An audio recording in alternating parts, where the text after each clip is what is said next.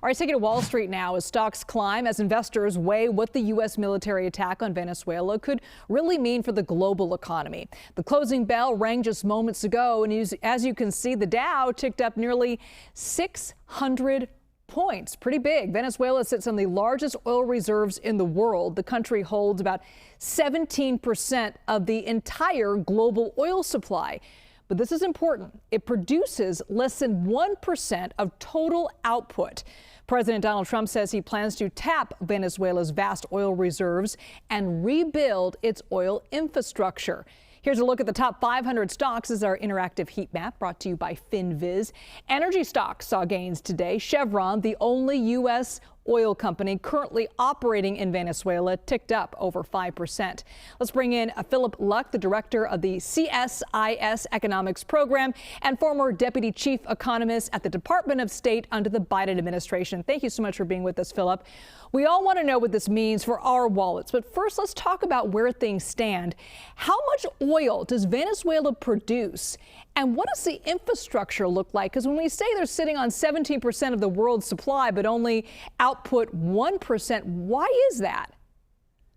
Yeah, Liz, I think that basically answers your question in some sense, which is they have an enormous oil reserve, but they're producing a really small amount of oil. They produce about 1% of the global oil supply, about 1 million barrels per day.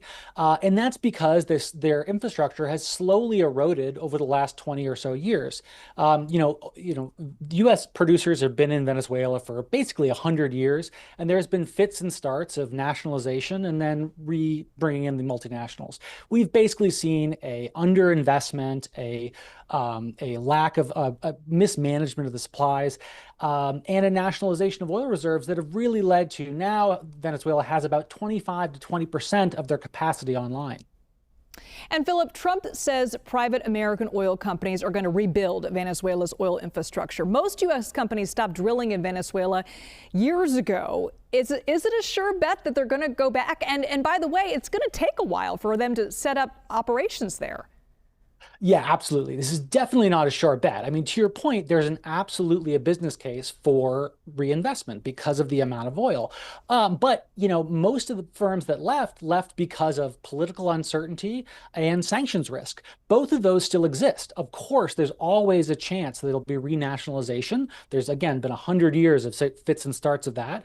And this definitely does not remove all the sanctions risk. This administration could absolutely put sanctions back on tomorrow or the next day, and then you have the next administration, depending on how the next few years go.